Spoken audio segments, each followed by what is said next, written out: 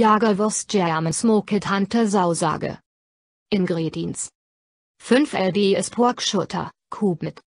40 g Kosher Salt. 1 dsp Pink Curing Salt Raute 1. 1 dbs Ground Ginger. 1 dbs Ground Mecke. 1/2 tbs Ground Nutmeg. 3 tbs Minced Garlic. 3 tbs Black Pepper. 1/2 c, 70 g, Non-Fett 3 Powdered Milk. 10 feet of Hook Casings. Directions: cut the pork into chunks and add all of the salt and seasonings, except milk powder. Mix well and place into fridge overnight. Place your grind plates and grinder parts into freezer and chill for at least a half hour.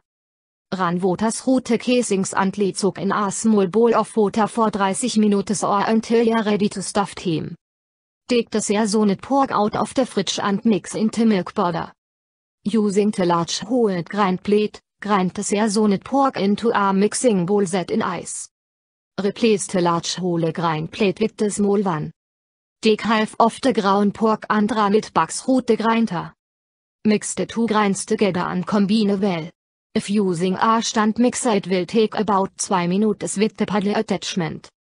Stretch and push the hook casing onto the stuffer tube attachment, leaving an inch or 2 hanging off the end of the tube. Stuff the Sausage keeping one hand on the end of the tube where the casing is getting stuffed and tape it along if it gets stuck. Twist the Sausage into 5-6 inch links.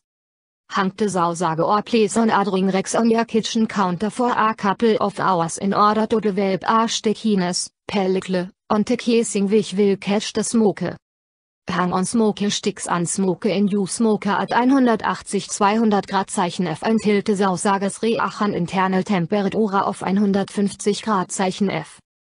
When the Sausages hit 150 Grad F 160 Grad F internal temp, pull them out of the smoker and immediately chill in an ice bath. Another difference: uncertain is more science behind this. Like cooling it quickly solidifies chunks of fat and suspends them into pork, making a distinct texture.